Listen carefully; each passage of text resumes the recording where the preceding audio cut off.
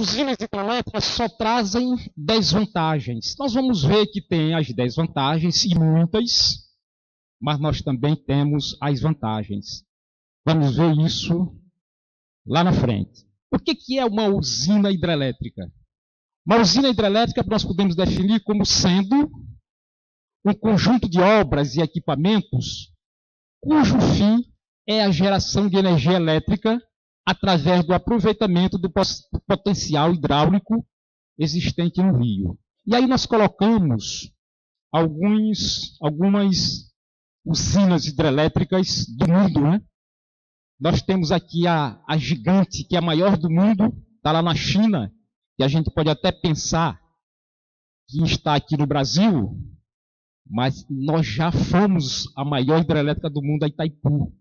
Hoje é essa aqui, lá na China, 3 gargantas, lá na China. E a binacional Itaipu, e nós temos lá nos Estados Unidos também, que é um país hídrico, uma outra usina hidrelétrica. Então, essas usinas, elas têm um alcance social muito importante. Porque, veja bem, a gente sabe muito bem que com a proporção que a população vai crescendo, que o desenvolvimento tecnológico vai aumentando, a gente precisa de energia. E esse é o motivo pelo qual as pessoas têm que produzir energia de qualquer forma. Porque se não tiver energia, não tem desenvolvimento. Não tenham dúvida nisso. Então, esse é o motivo das vezes a gente construir. Nós temos agora Belo Monte, daqui a pouco nós vamos falar, de Belo Monte, que está dando uma maior confusão. A confusão generalizada.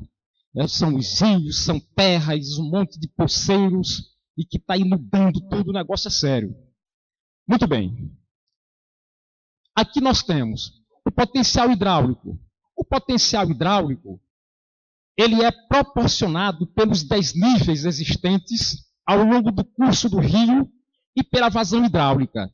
Na verdade, para gerar energia, nós temos que ter potencial hidráulico, tem que ter muita água.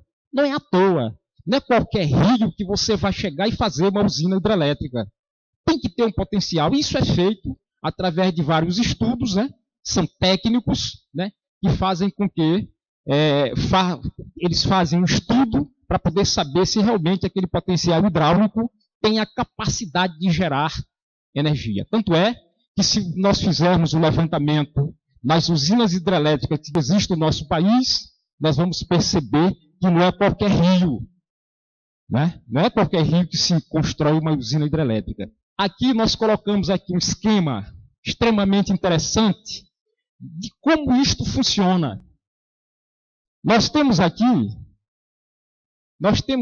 o número 1, que é o reservatório. Esse número 1 aqui, que a gente é o rio, é o reservatório, né? Então essa água vem, um potencial altíssimo. Quando ela chega aqui, ela encontra aqui uma comporta. Essa comporta é exatamente a saída da água para baixo. Depois você tem uma barragem, que é o 3, está bem aqui, já é essa barragem aqui. Ó. A barragem é um paredão. Você faz um paredão, né, para poder fazer a represa na água. E isso gerar, né, o potencial hidráulico através da água. E aqui você tem aqui, no 4, nós já temos aqui um conduto forçado. Esse conduto forçado é exatamente a água quando ela começa a cair, rio abaixo, para poder passar lá pela turbina hidráulica, que é exatamente aqui o 5. Aqui está aqui a turbina. Essa turbina é como se fosse assim uma palheta que a água chega e força para poder passar pelo gerador, que está bem aqui, né? O gerador aqui é o 6, está bem aqui o gerador. Daqui ele vai, do gerador, ele vai para o canal de fuga, a água. O canal de fuga é esse aqui, né? O 7, o canal de fuga. O canal de fuga, ele tem uma importante tarefa nesse processo, porque a partir desse canal de fuga, a água ela passa estabilizada. Ela vai correr rio abaixo, numa boa. O problema todo, gente, da inundação é desse lado aqui. Ó. Quando você faz essa barragem aqui, daqui para cima. Porque você vai represar esta água e aí vai inundar áreas e áreas. E é muito complicado isso aí. Bom, aí depois você tem aqui um outro transformador. Esse transformador, esse aqui é que vai, essa turbina vai jogar daqui para o transformador. Do transformador ele vem através da linha de transmissão. Você tem essa linha de transmissão que é exatamente, tudo isso aqui é a linha de transmissão. Então você tem a linha de transmissão, a subestação abaixadora, porque isso aqui sai com um potencial elétrico altíssimo. Quando chega lá, bem aqui no 9, aqui, no 10, na subestação, ela vai conseguir rebaixar essa energia. O 10, a subestação abaixadora, a rede de distribuição, né? Está aqui a rede de distribuição. Depois você vem aqui com os transformadores, né? Que são os transformadores que são colocados nos postes para poder entrar nas nossas residências, né? Então você vê que isso é complexo. Só para você ter uma ideia, aqui no nosso Maranhão, essa luz que a gente recebe, vem de onde? De Tucuruí. Veja quantos quilômetros nós não estamos lá, de Tucuruí para cá. São quilômetros e quilômetros, né? E nós temos 2 subestações para poder rebaixar essa energia. Lá mesmo, em Tucuruí, nós temos aqui o Presidente Dutra, para poder rebaixar essa energia e ela caminhar. E aí nós temos um fato extraordinário em tudo isso aí. É que há uma perda terrível através de um efeito físico chamado efeito Joule, que é o calor. Se a gente perceber no horário, né, principalmente aquele horário de 11, 12, 1 hora da tarde, 2 horas, 14 horas, onde você vê aquela fiação, essa fiação da rede de distribuição, nós vamos perceber que essa fiação está superaquecida e automaticamente há uma perda bastante significativa. É evidente que os técnicos, os pesquisadores, ainda estão vendo a possibilidade de fazer com que essa perda seja uma perda menor. Mas, por enquanto, ainda não. Só a única perda que não se tem quase é na fibra ótica, né? Fibra ótica, graças a Deus. Mas essa linha de transmissão aqui se perde muita energia mesmo. Muito bem, então aí nós temos esse processo todo, né? Aí você tem aqui, ó, você tem lá no 12 tem um transformador, no 13 tem um medidor, esse medidor bem aqui, e aí você tem o consumidor. Aqui nessa casinha aqui, veja bem, ó, se colocou este caminho todo de essa geração de energia até chegar no produto final, que é uma residência. Nós colocamos aí, nesse esquema, uma residência, mas aí tem as fábricas, tem um monte de outra situação que a energia tem que chegar por lá para poder funcionar as coisas. E isso aí é interessante porque sustenta, na verdade, né, todo o desenvolvimento tecnológico que você possa imaginar. E aí funciona a nossa televisão, funciona o nosso freezer, funciona a nossa geladeira, funciona todo o equipamento elétrico que tem nas nossas residências e nas nossas fábricas. Mas, como você observa, para poder sair daqui e chegar lá, é muito complicado.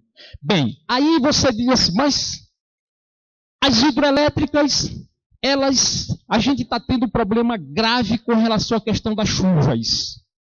Mas a gente não pode ser também tão pessimista para dizer que não vai mais chover mais. O que o homem tem que colocar em mente é que é preciso ter cuidado com os nossos recursos naturais, que foi algo dado por Deus. E o homem, me parece não, com a grande teimosia dele, vai acabando com os recursos naturais. Olha, uma dos entes mais importantes que coloca a água lá para cima para poder chover são as árvores, através do efeito físico chamado evapotranspiração. Para você ter uma ideia, a maior floresta do mundo é a floresta amazônica. E se você tiver ideia de quanto essas árvores retêm, puxam essa água de baixo, do subsolo, e colocam lá para cima, a gente não derrubava nenhuma árvore. Porque um dos problemas que está ocorrendo é exatamente esse. porque eles estão acabando com as nossas matas, com as nossas... E aí não está mais subindo água. Então, se não sobe água, não desce, porque a gente sabe que é um processo, vai e vem, né? Você tem, quando você joga essa água lá para cima, ela forma o que a gente chama das nuvens, as nuvens carregadas. Essas nuvens carregadas, elas se formam na nossa atmosfera. E aí você tem o quê? Você tem uma diferença de temperatura e pressão. Aí eles vão chegando, vão subindo, subindo, subindo. Aí você tem as camadas de ar que saem levando essas nuvens carregadas. E esse processo, esse caminho que é feito através dessas nuvens carregadas, a gente observa que quando, depois de um certo tempo, essa água, ela desce. Através de quê? Através da diferença, a diferença de pressão e temperatura. Então, quando ela sai, sai o vapor. Vai com uma temperatura elevada, mas quando ela vai se aproximando de uma certa altura, ela vai encontrando uma temperatura diferente. Aí há um efeito físico para poder ela descer em forma de chuva, né? Então é isso. Muito bem, então você vê que esse processo que ocorre aqui é um processo extremamente interessante, né?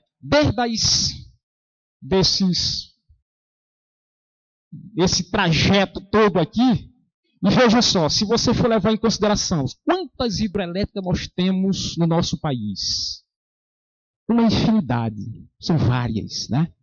Elas é o maior potencial. Hoje, 65% do potencial elétrico do nosso país, ela vem exatamente das hidrelétricas, aproximadamente 65%.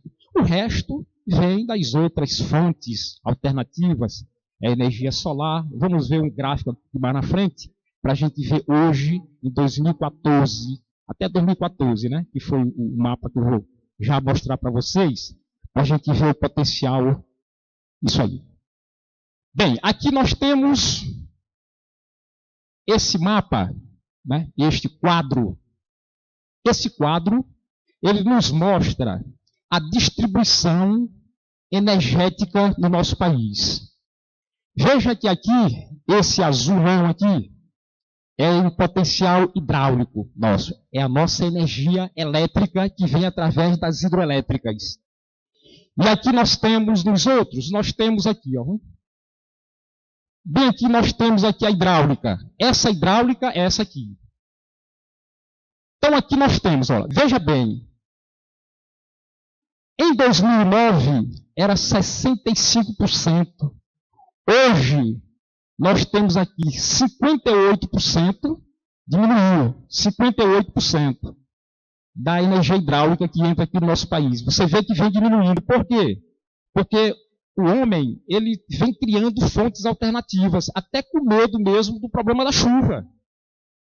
Né? Se a gente nós percebemos, um dia desse passou uma reportagem de um município, né, do estado de Pernambuco, onde uma senhora estava dizendo que fazia 2 anos que não dava um pingo de água, né, na torneira. Então isso é grave. O problema é muito sério, principalmente no Nordeste brasileiro. E agora você tem, o nosso país é um país interessante. Você vê que enquanto não tem água lá em Pernambuco, aqui no Maranhão mesmo, né? No Maranhão, no Nordeste brasileiro. Mas você vê lá no Sul, está um problema seríssimo.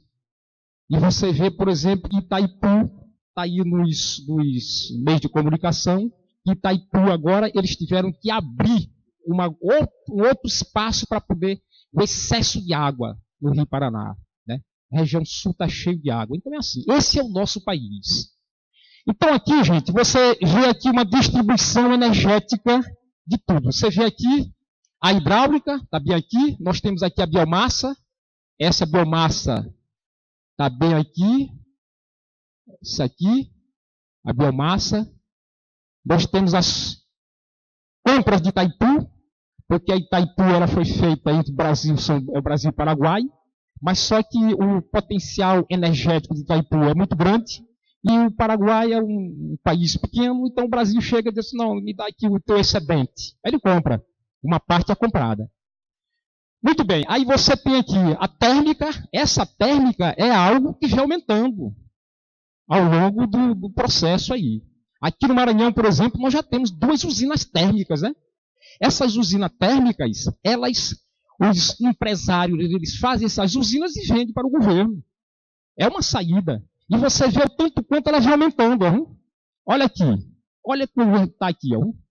21% da nossa energia, da nossa matriz energética hoje, já é, né? Já é térmica. Aí você tem as eólicas é complicado você produzir energia eólica, mas você já tem um parque bastante significativo lá no estado do Ceará. O Ceará é um dos estados que já tem uma certa produção de energia eólica. E aí você tem as PCHs, que são as pequenas hidrelétricas. Esse PCHS, são as pequenas, 3,1% apenas. 3,1% aqui.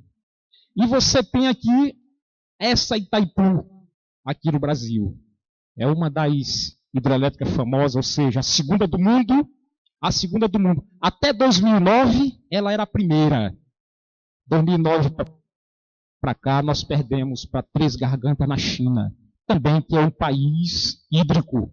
Tem um rio, que nós vamos já ver aí na frente, que tem um potencial hidráulico muito grande. Bom, em se tratando da geração de eletricidade, há diversas fontes de energia elétrica. E cada país, ele busca encontrar aquela ou aquelas que mais se adequam ao seu perfil, de acordo com seus recursos naturais e capacidade tecnológica. Então, o que é que a gente observa? A gente observa que, como o nosso país tem um recurso hídrico muito grande, é um dos caminhos, é a gente construir, né, as usinas hidrelétricas. Mas existem países que não têm água. E aí? Vai parar? Não. O homem, com a sua infinita inteligência, vai criando outras fontes. Você vê que, por exemplo, a Europa, ela usa muito o quê? Qual é uma das principais fontes de energia? Através do urânio, né? Que é um material radioativo. Então, eles têm que ver uma forma de construir e produzir energia. Então, se você não tem um potencial hidráulico, você tem que buscar outras fontes. O Brasil, por exemplo, como o Brasil está percebendo, nós estamos percebendo que cada vez que passa, os problemas hídricos cada vez mais vêm afetando a nossa população, os estados brasileiros, então, hoje já está se criando outras fontes alternativas, como a energia eólica, essas que nós mostramos anteriormente. Então você vê que aqui, cada país, ele de acordo com o seu perfil, ele vai vendo o que ele pode, né?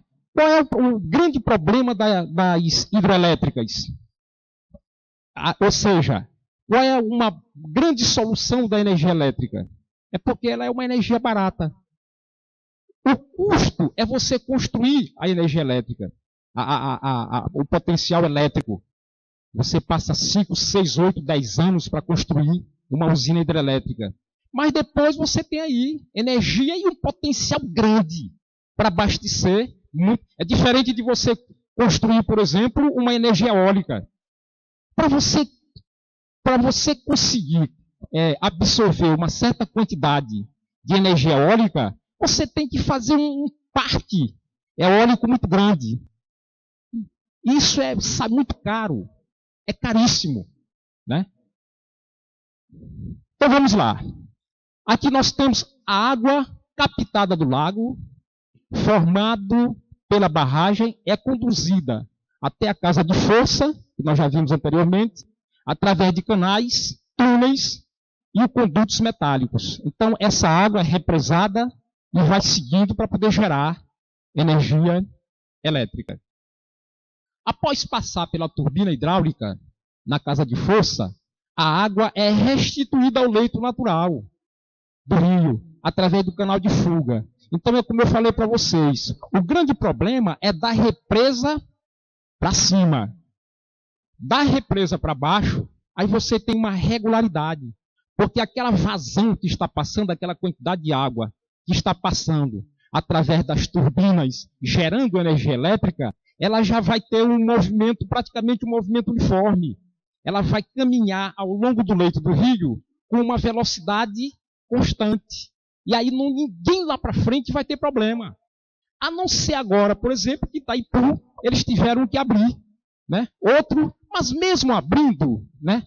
Parece não sei quantos mil metros cúbicos por segundo que está saindo lá agora, porque eles tiveram que fazer isso, porque se eles estão já abrindo a comporta, outra comporta, para sair uma boa parte dessa água, significa dizer que o potencial hidroelétrico e o potencial elétrico dessa usina está usando com capacidade máxima. É muita energia, graças a Deus. Né? Então choveu, gente. Deu a chuva nos rios, onde tem as usinas hidrelétricas, é uma beleza. E o sistema, quando o sistema é interligado, que nós vamos ver ainda aqui na frente, sendo o sistema todo interligado, elas vão, uma vai sustentando a outra. Se você tem 100 hidrelétricas, você tem uma hidrelétrica que está fornecendo muita energia, o sistema ele é todo interligado. Então, lá no Maranhão, por exemplo, o rio... Maranhão não, porque o Maranhão ele não está ligado, não tem um rio. Mas lá na Bahia, no Paraná, São Paulo, onde você tem a rede interligada, quando uma choveu pouco lá numa, a outra está chovendo muito, então está tudo interligado, então eles vão sustentando. É uma sustentando a outra. Né? Aqui nós temos, dessa forma, a potência hidráulica é transformada em potência mecânica, tudo aqui é física. O potencial hidráulico é a água. Transforma em energia mecânica, em potência mecânica, quando a água passa pela turbina, fazendo com que esta gire, e no gerador, que também gira acoplado mecanicamente. A turbina e a potência mecânica é transformada em potência elétrica. Então você vê que o grande sábio, ele disse o que foi que ele falou? Que na natureza nada se cria, nada se perde, tudo se transforma. Então aqui você tem uma transformação energética. Você tem potencial hidráulico, vai se transformar em potencial mecânico, e o mecânico se transforma em eletricidade. Então, na natureza, nada se cria, nada se perde, tudo se transforma. Aqui nós colocamos aqui uma figura que nos mostra, nos dá assim, uma visão de como é que a coisa se comporta. Então nós temos aqui um gerador, nós temos esse gerador, aqui nós temos a turbina, nós temos esse gerador, temos aqui a turbina girando para poder passar pelo motor e gerar energia elétrica. Só para ilustrar como é que a coisa acontece aí. A energia assim gerada é levada através de cabos ou barras condutoras dos terminais do gerador até o transformador, onde tem sua tensão elevada para adequada condução, através de linha de transmissão até o centro de consumo. Então, é como nós falamos anteriormente. Essas usinas hidrelétricas, elas não estão aqui perto de nós, elas estão longe, mas elas vêm através da linha de transmissão. Se a gente der uma viagem aí por nosso Maranhão, aqui em São Luís a gente é ilhado. Nós estamos numa ilha onde nós só temos uma saída. Então, se você caminhar, não tem... Vamos para onde? É o mesmo lugar. Então, se você sai aí, você vai ver aí pelas estradas, pelas nossas rodovias, nós vamos ver linha de transmissão que está vindo de longe. Hoje nós ainda temos uma usina, bem aqui no Piauí, que era só essa que tinha antes, depois foi que colocaram a Tucuruí. Com a vinda da Alumar e com a vinda da Vale Doce, nós precisamos trazer energia, porque senão essas empresas elas não iam funcionar. Então, houve a necessidade de trazer mais linha de transmissão. Então, você tem duas linhas de transmissão. Nós temos 3 linhas de transmissão hoje aqui na ilha de São Luís. As empresas instaladas aqui na ilha precisam de energia e foi preciso o governo, né, através da nossa SEMAR, né, trazer a luz para cá para poder sustentar esse parque industrial nosso. Daí, através de transformadores abaixadores, quer dizer, ela sai com um potencial elétrico muito grande e você tem que ter um potencial para poder rebaixar essa energia. Então, rebaixadores, a energia tem sua tensão levada a níveis adequados para a utilização pelos consumidores. Então, a gente vê aqui nos nossos postes, na nossa residência, nas ruas, a gente vê aqueles transformadores. Na verdade, a função desses transformadores é rebaixar essa tensão para poder entrar nas nossas residências com 220 volts. Isso é porque aqui, né? Porque nós sabemos que no Brasil nós temos tensão de 110 e 220 volts. Você pode perguntar, mas que salada é essa? Por que isso aconteceu? Gente, isso foi exatamente porque quando quem instalou esse parque elétrico aqui foram os espanhóis, os italianos, os europeus. Eles que vieram. Então, eles chegavam aqui e aí eles instalando. 110 aqui, a região sul, por exemplo, uma boa parte é 110. A região nordeste, praticamente toda ela é 220. A região norte tem uma parte que é 220, 110. E aí é uma confusão danada. E você poderia chegar e dizer assim, sim, qual é a diferença? Nenhuma. Qual é a diferença? Vai funcionar. O problema é que você tem alguns equipamentos que são fabricados para 110 e tem equipamento para 220. Aí é complicado. Como é que você vai comprar um equipamento lá onde o equipamento 110 vai colocar aqui 220? Ou vice-versa? Esse aqui é o problema. Mas, e aí o choque é a mesma coisa. Você vai pegar o choque com 110 ou com 220, não tem jeito. Mas vai funcionar tudo direitinho. Apenas os equipamentos é que são fabricados para funcionar com 110 volt ou 220 volt. Né? Muito bem.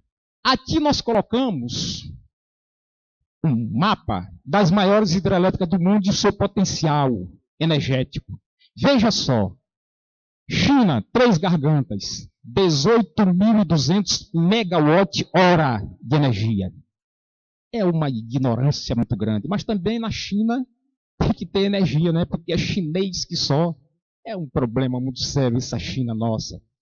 Muito bem. Depois vem a segunda, Itaipu, no Brasil. Ela começou em 1975 a 1982, o governo militar. Bom, Belo Monte é essa que está dando um problema.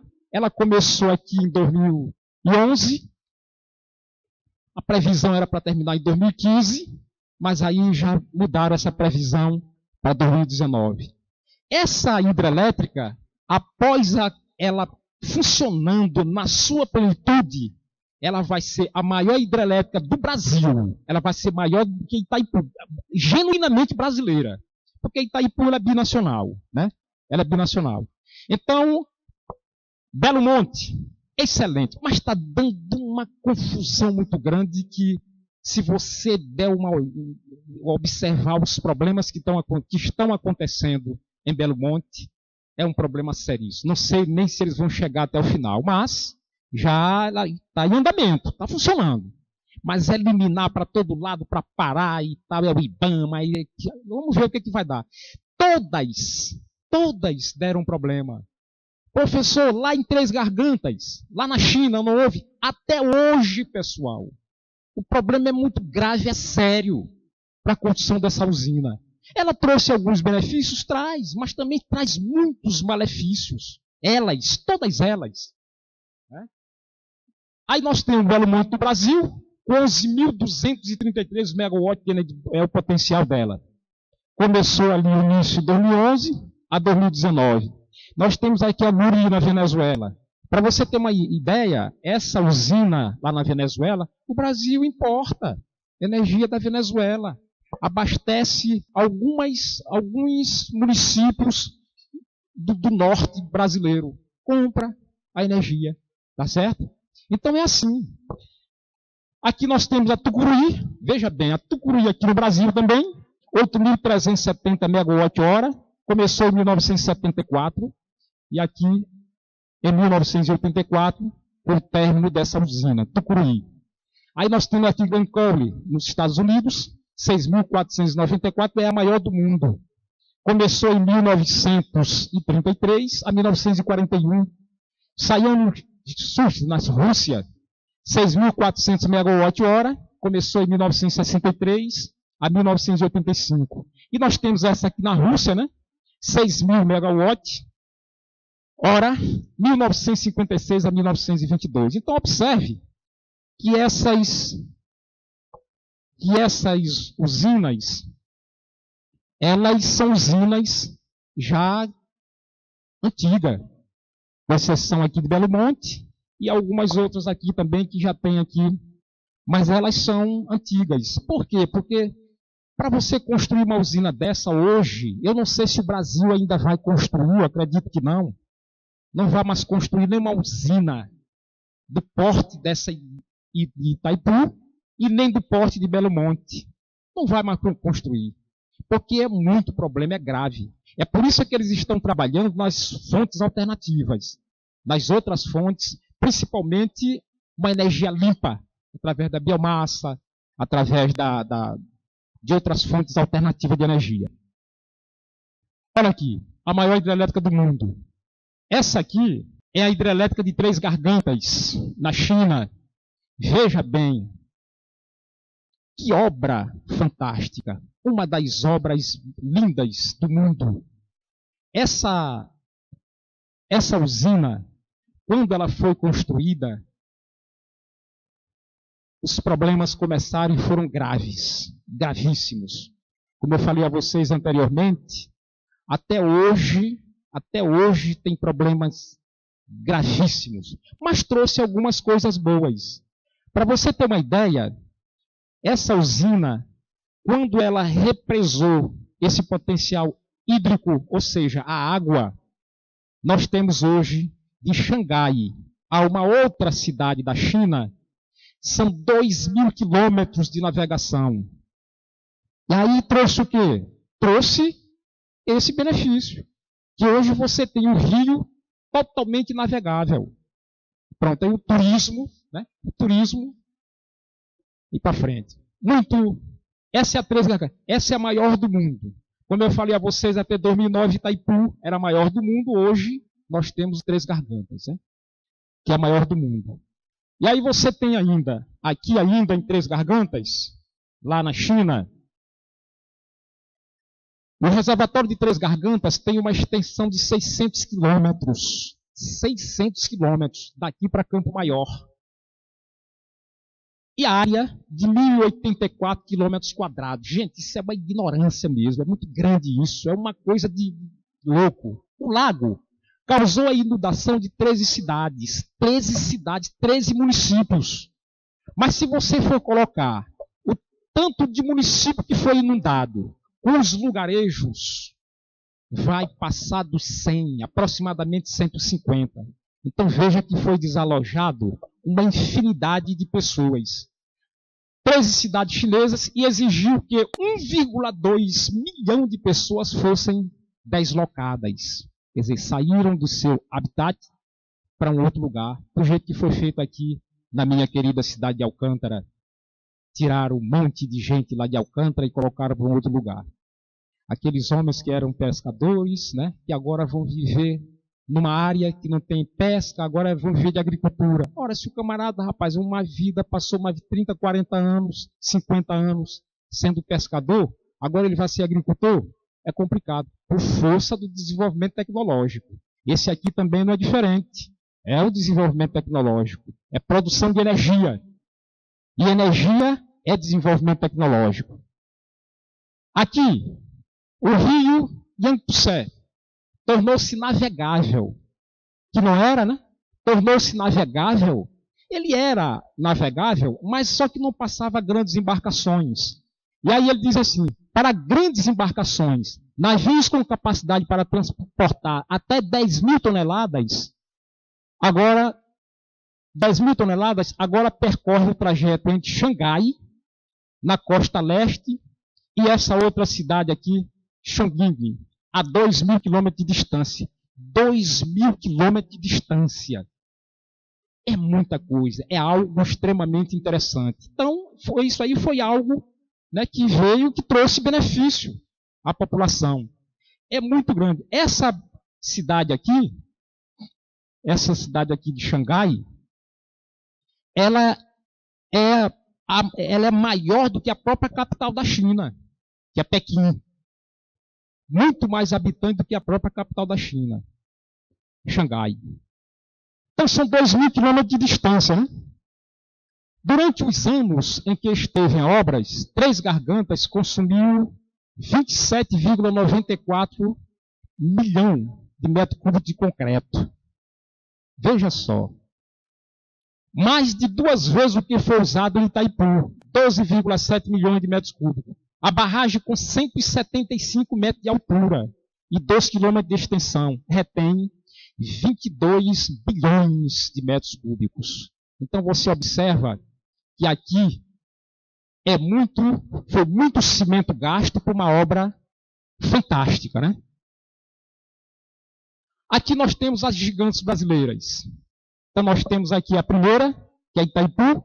Essa Itaipu, ela é a maior hidrelétrica do Brasil, é binacional e também muito importante para o desenvolvimento tecnológico do nosso país. A capacidade dela é 14.000 megawatt-hora de potência, uma potência muito grande. O Rio Paraná, suas obras foram iniciadas em 75 e concluídas em 82. Sua construção contou com uma cooperação mútua entre os dois países, Brasil e Paraguai.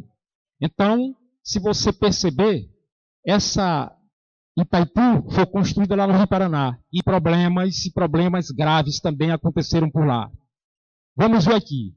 A potência de cada unidade geradora, para você ter uma ideia, nós temos nessa usina de Itaipu, nós temos 20 unidades geradoras, ou seja, nós temos 20 turbinas, né, gerando energia. Todas elas funcionando normalmente. E lá em Três Gargantas, para você ter uma ideia, são 32 unidades geradoras. E Itaipu, nós temos apenas 20 unidades geradoras.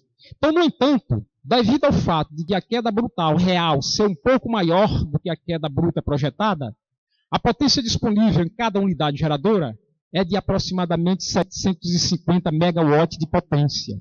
Então, se você tem 20 unidades geradoras, cada uma gerando 750 megawatt-hora, quando a gente multiplicar esses 750 vezes 20, você vê o potencial hidráulico dessa usina. Super importante para o desenvolvimento tecnológico do nosso país.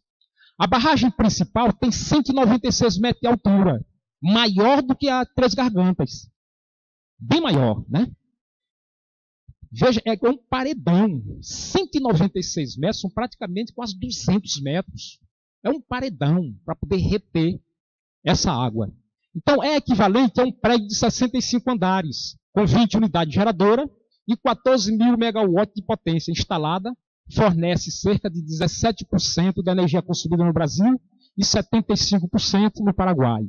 Como eu falei a vocês, todo o sistema é interligado. Então, Itaipu, ele coloca nesse sistema interligado 17% de energia.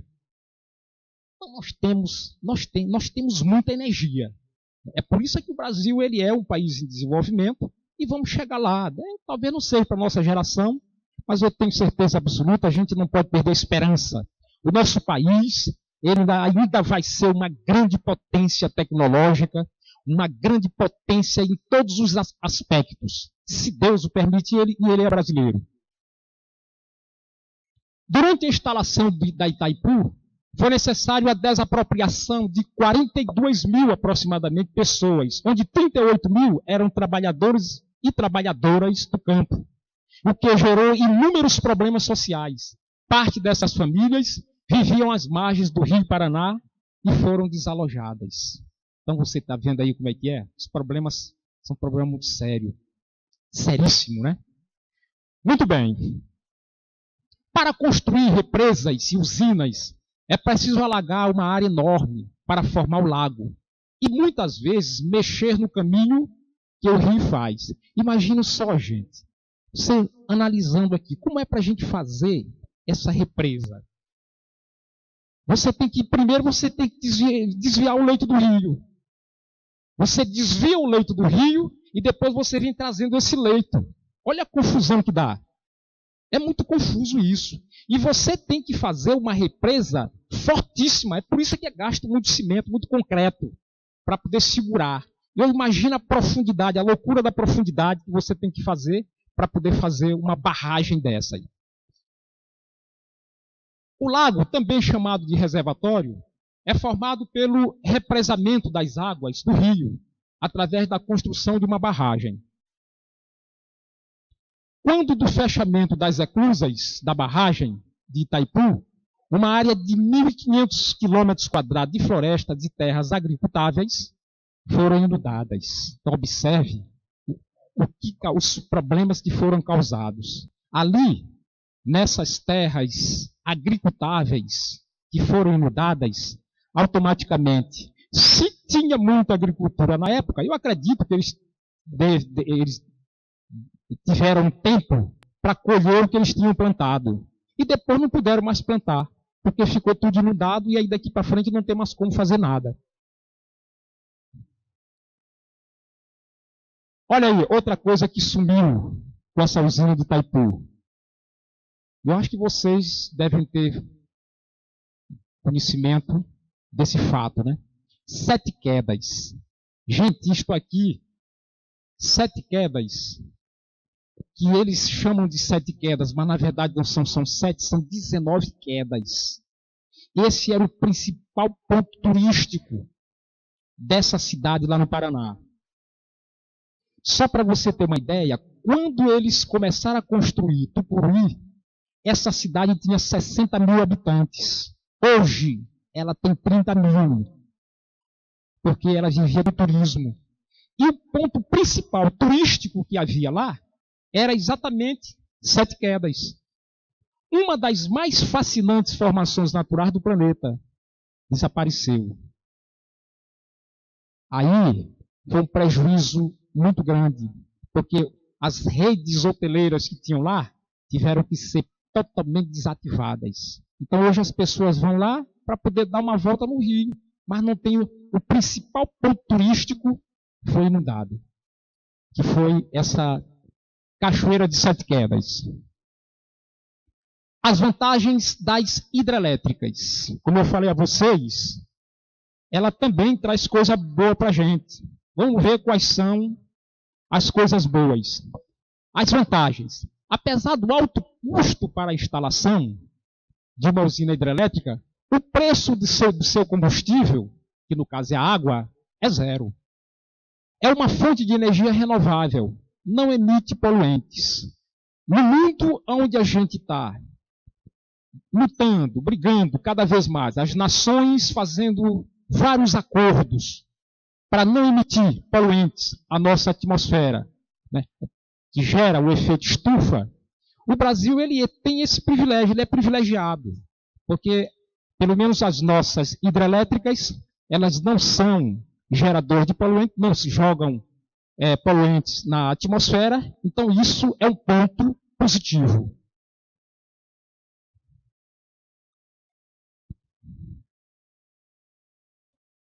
Distribuindo assim na luta contra o aquecimento global, e para um país como o Brasil, cortado por imensos rios, torna-se uma fonte de energia vantajosa e altamente sustentável. Belo Monte. Belo Monte, como eu falei a vocês anteriormente, essa vai ser a terceira do mundo, quando estiver pronta. O projeto de Belo Monte prevê a barragem do rio, lá no Rio Xingu, né? Lá na região amazônica.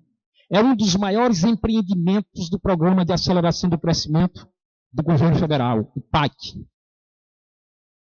Quando estiver pronta, a previsão é para 2015. Essa era a previsão para 2015. Mas agora, praticamente 2018, 2019, se não tiver problemas. Ela será a terceira maior hidrelétrica do mundo, só perdendo para a chinesa Três Gargantas e para a brasileira Paraguai Itaipu.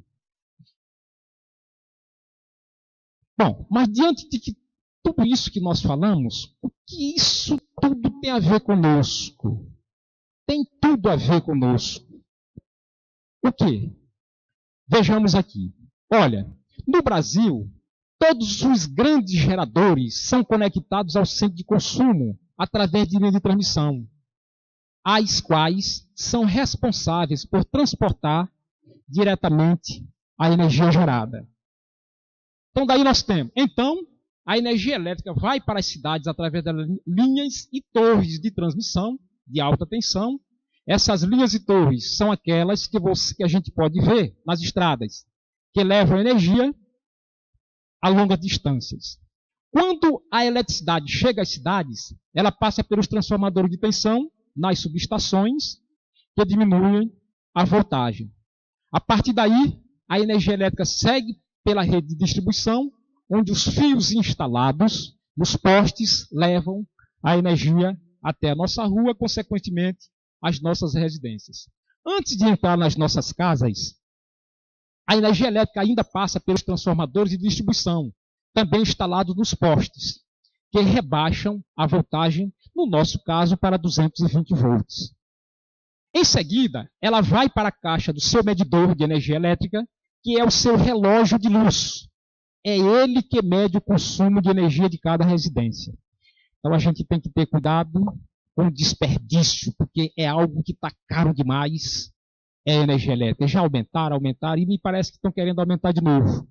E a gente vai sofrendo as consequências em tudo isso.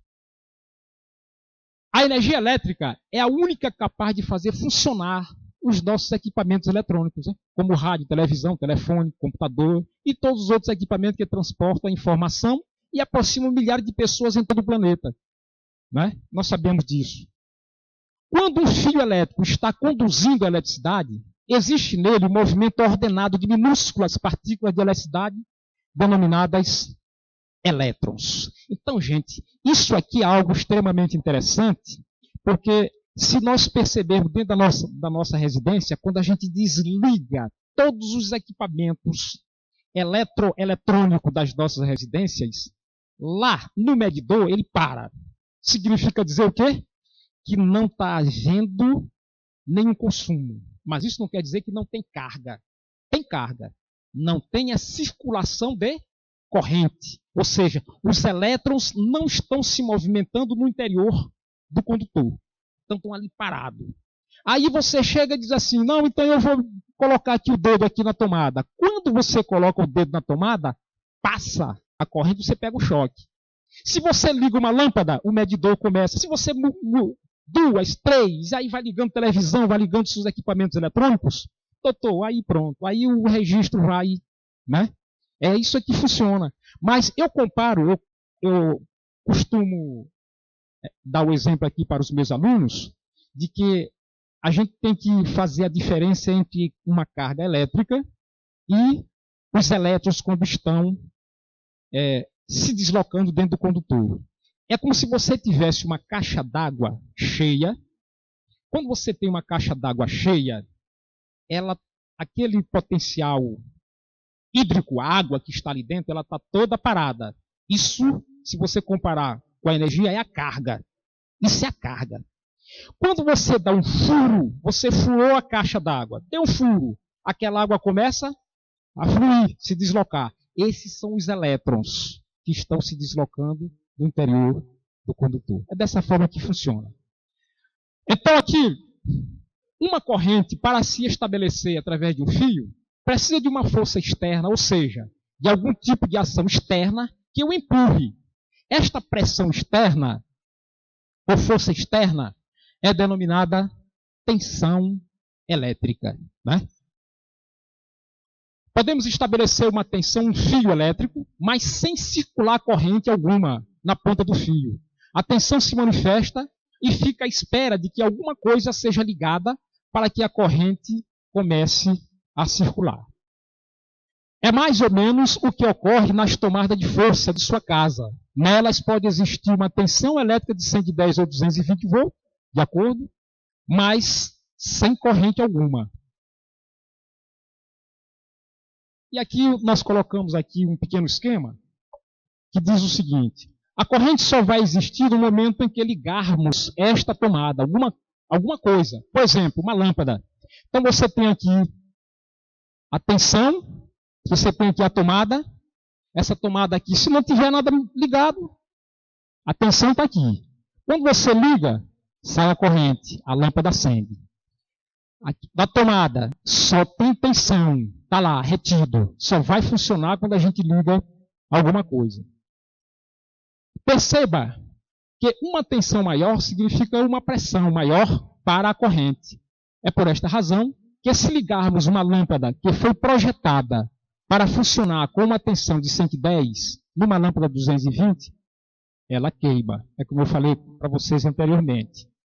Se ligarmos uma lâmpada de 220 numa tomada de 110, ela não queima, mas a pressão elétrica será insuficiente para produzir a corrente desejada à lâmpada e acenderá com brilho reduzido. Né? Porque você fez uma ligação de uma tomada de 220 volts, né?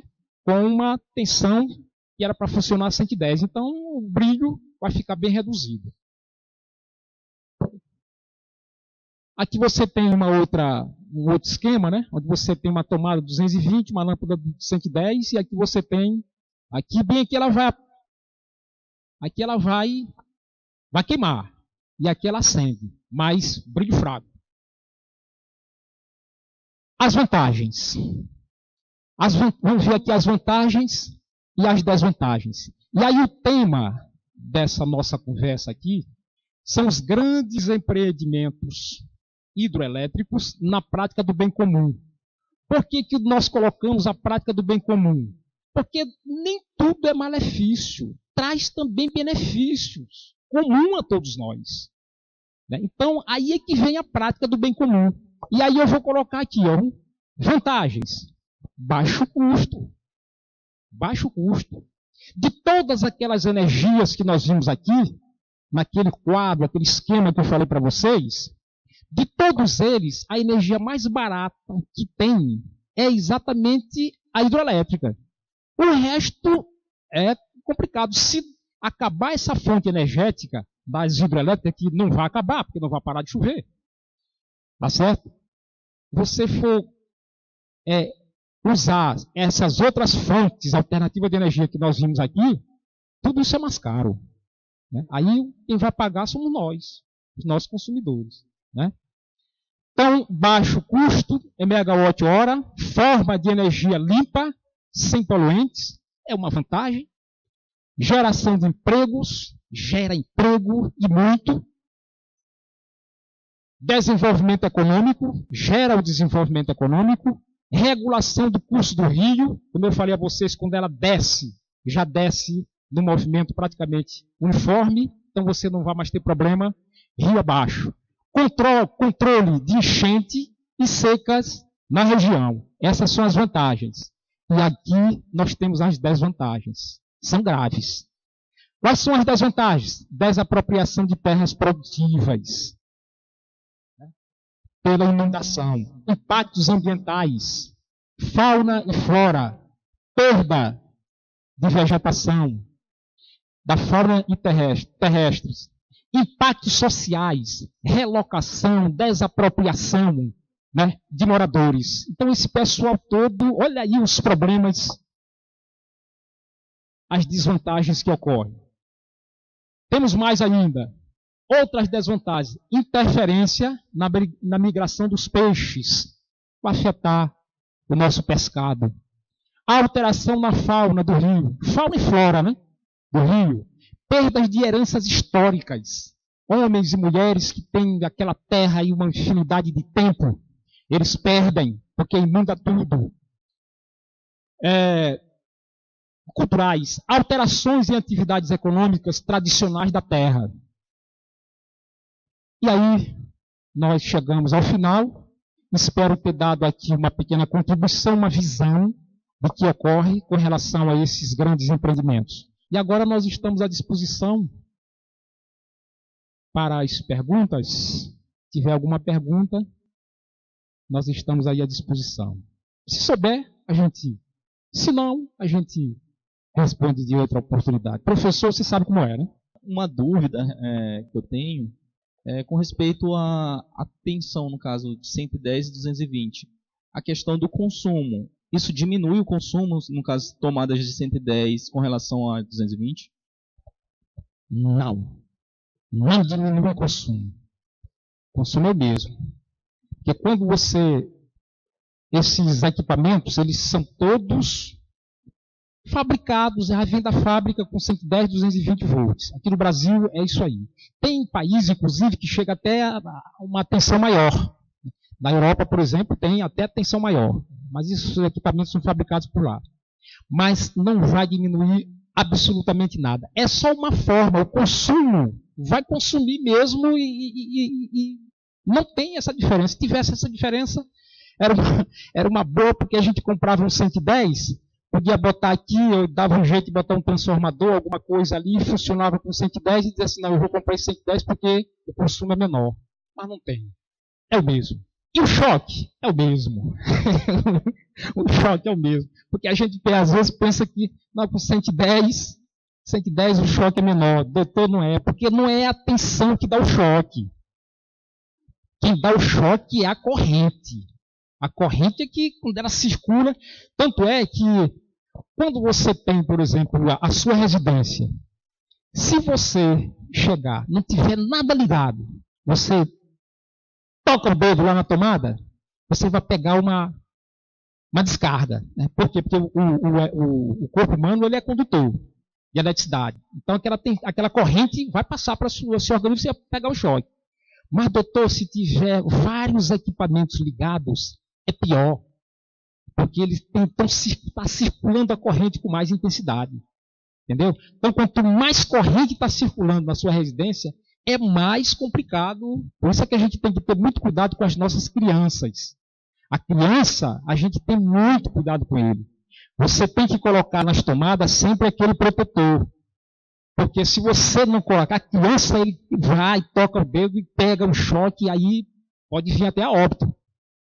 Né? Então tem que ter bastante cuidado. Mas o pega é... Bom, em primeiro lugar, eu gostaria de lhe parabenizar pela escolha do tema e pela sua explanação. Eu fiquei com uma curiosidade com relação à matriz que o senhor apresentou, que eu não vi a contribuição da energia nuclear. Aí eu gostaria de saber se a contribuição nuclear na parte elétrica no Brasil faz parte desse sistema integrado. Olha, como nós sabemos, o único estado que ainda está trabalhando com energia nuclear é o Rio de Janeiro. Não é isso? Lá nós tínhamos 3 usinas nucleares. Já tem 2 desativadas. Só tem uma. Então, quando você faz, por exemplo, uma matriz energética dessa, o controle ele é tão insignificante, ele não está interligado nisso aí, porque é muito pouco que está saindo já. Porque você sabe, nós sabemos que essas usinas nucleares lá no Rio de Janeiro, elas trouxeram problemas graves, problemas sérios. Né? Por quê? Porque essa tecnologia foi uma tecnologia alemã. Os alemães foram que implantaram essas usinas. Implantaram a usina 1, a usina 2, aí quando chegou o tempo, mas nunca funcionou assim de uma forma, porque sempre tinha as pessoas fazendo greve, fazendo manifestações para poder acabar com aquilo ali. Mas confesso a vocês com toda franqueza, como físico, como um pequeno entendedor das coisas, se nós pudéssemos com firmeza produzir através do urânio, dos materiais radioativos, energia, você usava menos volume e produzia mais energia. Só que são materiais radioativos. É muito complicado. Mas a Europa, ela funciona. Gente, para você ter uma ideia, para você reter, para você absorver esses materiais radioativos, você tem que passar por um processo muito violento. Você tem que colocar aço, aquele aço mesmo, para poder reter aquilo ali, para não vazar absolutamente nada. Nós tivemos a oportunidade de ver o que foi que o urânio fez lá em né? Matou um monte de gente que era só uma quantidadezinha pequenina que estava lá. E a catástrofe que foi, que deu lá, né, lá em Goiânia. Então é assim. Então ela é tão pequena, a quantidade energética que ainda funciona com uma só, que não entra na matriz. Você vê que a menor que tem aqui, me parece que foi 2,4, tem a energia eólica, tem parece com 3,8, e assim. Então, está todo interligado nos sistemas, mas o urânio, a energia nuclear. Muito obrigado pela atenção de vocês.